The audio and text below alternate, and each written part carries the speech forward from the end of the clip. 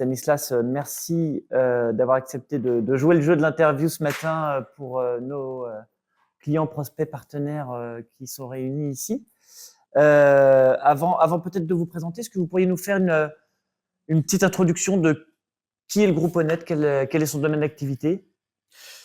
Oui, alors le groupe Honnête, c'est un groupe familial. Ça m'a fait, j'ai pensé hier quand il y a eu le témoignage de Monsieur Millet, c'est quelque chose d'un peu similaire. C'est la 5e génération aujourd'hui avec Émilie de Lombarès qui gère ce groupe. C'est le leader en propreté, donc c'est une société de service qui est donc essentiellement basée sur la propreté, mais qui comprend de nombreux métiers. Je crois qu'on est à 24 ou 25 métiers aujourd'hui couverts par le groupe. C'est 66 000 collaborateurs, 9 pays et quasiment 2 milliards de chiffre d'affaires. Donc voilà, ça reste une boîte familiale, mais un groupe conséquent. Une belle boîte familiale. Une belle boîte familiale, exactement. Très bien. Et alors, quelle est votre activité au sein de ce groupe? Et moi, au sein de ce groupe, je suis donc à la DSI, en charge des projets liés au commerce, au marketing et à la communication. Et dans ce cadre-là, eh bien, mon premier projet chez Honnête, c'était de mettre en place un CRM groupe. Et c'était à l'époque donc Sugar CRM qui avait été retenu. Et alors à l'époque, ça fait maintenant 10 ans, 10 ans. que ce projet a été initié. Quels étaient les enjeux en termes de relations clients, d'attente du groupe par rapport à ce souhait de déploiement de solutions CRM? Bah déjà, l'enjeu principal, c'était d'avoir un outil groupe. Donc, la difficulté, c'est comme je le disais tout à l'heure, on a de nombreux métiers. Donc, la difficulté, c'était d'avoir un outil qui nous permette de couvrir les spécificités de ces différents métiers, même si on a certains qui sont similaires, d'autres qui sont quand même un tout petit peu dans d'autres registres. On fait du nucléaire, on fait des choses assez diverses. Donc, la difficulté, c'était quand même de trouver un outil qui fédère tous ces aspects-là et qui permettent de couvrir un besoin assez large. Et je vous disais, j'ai retrouvé les grilles de notation sur les différents éditeurs, intégrateurs que nous avions consultés à l'époque. Et la couverture du besoin fonctionnel fait partie effectivement des critères qui ont fait qu'on a retenu Sugar, quoi. C'est un outil qui est très souple et qui nous a permis de nous adapter à des configurations différentes sur tous ces métiers, quoi.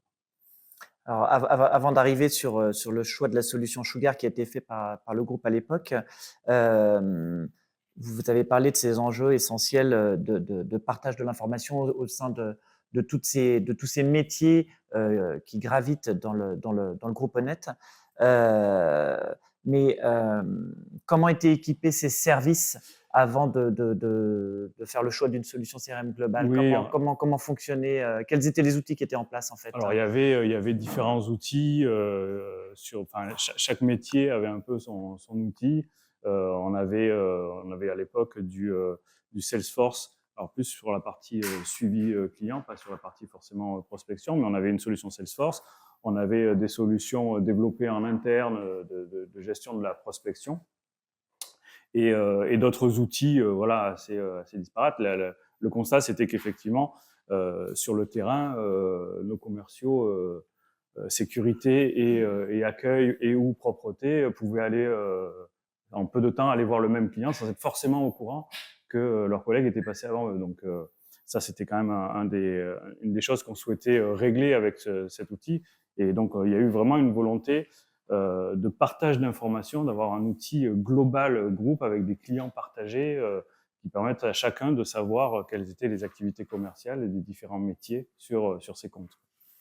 Donc là, effectivement, on est sur des problématiques organisationnelles qu'il fallait soulever, auxquelles il fallait répondre. Est-ce que vous aviez des contraintes ou des problématiques techniques spécifiques, des enjeux un peu plus techniques auxquels il fallait également être attentif dans le cadre de cette consultation?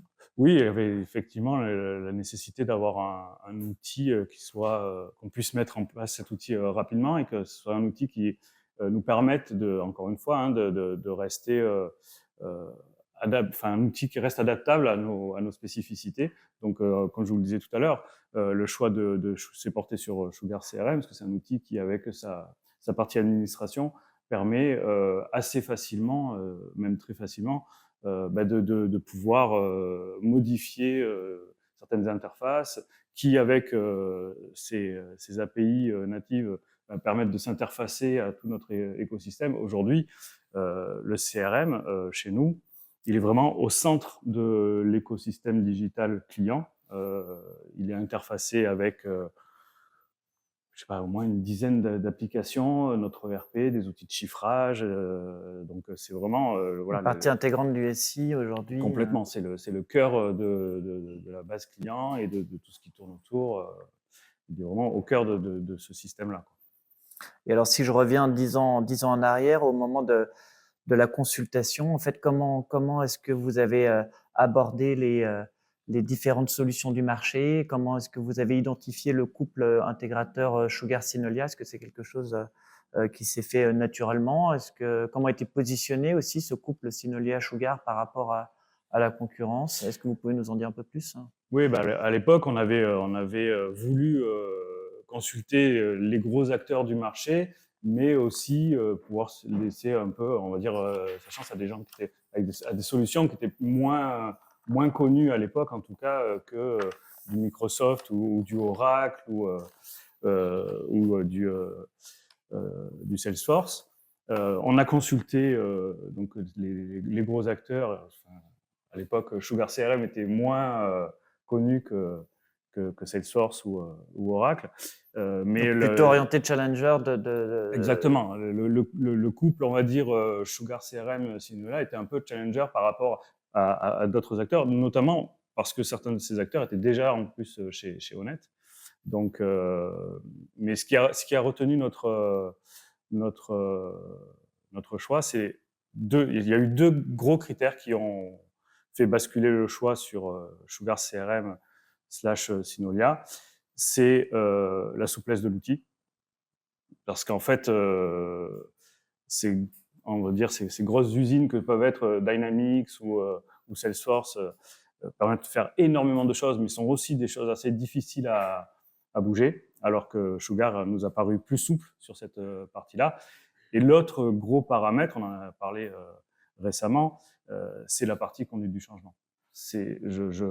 Synolia, à l'époque, je pense, a vraiment compris quel était l'enjeu de ce projet chez Honnête, et a vraiment compris que la conduite du changement allait être clé sur ce projet. Et c'est clair que la manière dont vous avez proposé la conduite du changement à l'époque a été déterminante dans le choix, ça c'est sûr. Très bien. Et en termes de mise en place, une fois la solution retenue, l'intégrateur choisi, Synolia, et l'éditeur Sugar CRM, comment s'est déroulée en fait la mise en place de la solution et le projet? On a été accompagné par Synolia tout le long. Donc ça, c'est aussi quelque chose qui a permis, je pense, le succès de ce projet. Hein. C'est que depuis 10 ans, on a les mêmes interlocuteurs. Et donc, vous nous avez accompagnés étape après étape sur l'adhésion des utilisateurs, sur la conduite du changement, sur la mise en place technique de la solution, sur les différentes interfaces que nous avons mises en place petit à petit. Et je pense que voilà, un des facteurs clés de ce projet, c'est effectivement votre accompagnement tout au long de ces années, 10 années, avec les mêmes personnes qui connaissent du coup chez Synolia parfaitement notre écosystème, et qui, je le disais quand nous en avons parlé récemment, qui du coup peuvent nous apporter également parfois des conseils, des orientations, des warnings. Je sais qu'il y a régulièrement la volonté de mettre des choses en place, et votre connaissance de notre système, de la mise en place de Sugar chez nous, vous permet d'être aussi vraiment force de conseil sur ce qu'on souhaite mettre en place, quoi. Donc ça, c'est un vrai plus. Et initialement, au démarrage, est-ce que vous pouvez nous décrire rapidement quel était le périmètre fonctionnel cible qui a été spécifié et implémenté? Donc il y a de ça maintenant 10 ans. Il y a 10 ans, le périmètre, c'était l'intégralité des métiers du groupe. Il y avait y compris la partie nucléaire avec Honnête Technologies, la propreté, la sécurité, l'accueil, la logistique. On a, dès le début de ce projet, c'était d'ailleurs un projet ambitieux pour cette raison-là, encore une fois, c'était d'embarquer tout de suite Tous ces services, tous les services du groupe. Donc c'était un sacré challenge. Ouais.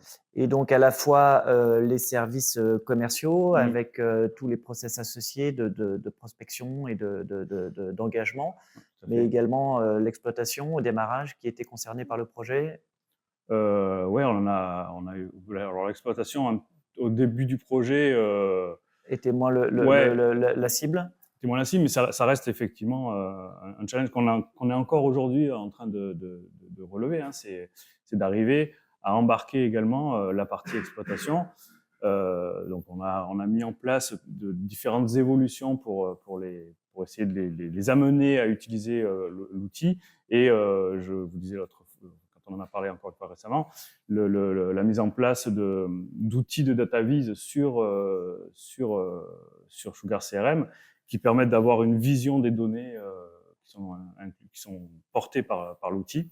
Ça nous a permis de passer à une étape supplémentaire sur l'adhésion de la partie exploitation. Et aujourd'hui, la solution est live depuis maintenant 10 ans. C'est une durée qui est assez conséquente pour un projet informatique. Est-ce qu'on peut considérer que c'est un projet qui a été continu pendant ces 10 années? Comment est-ce que vous avez géré les différents lots, comment vous avez fonctionné du coup, à la fois en interne vis-à-vis des métiers et puis vis-à-vis de l'intégrateur pour maintenir cette adhésion et maintenir, je dirais, une solution pertinente en termes de scope par rapport à l'évolution aussi peut-être des besoins de ces populations d'utilisateurs? C'est un outil donc, qui a été mis en place effectivement il y a 10 ans, qui pendant ces premières années a, on va dire, évolué au fil effectivement des besoins utilisateurs, mais j'allais dire de manière un peu pépère, on va dire voilà, c'était pendant 6-7 ans des évolutions mineures, des évolutions voilà, pour répondre aux besoins du métier à l'époque. Mais le vrai déclencheur, c'est l'arrivée d'une maîtrise d'ouvrage il y a maintenant 3 ans, qui a pris en main la solution. L'arrivée aussi du marketing, du département marketing et communication, qui s'est emparé du sujet il y a maintenant 3 ans, qui a interfacé avec le CRM des outils de prospection.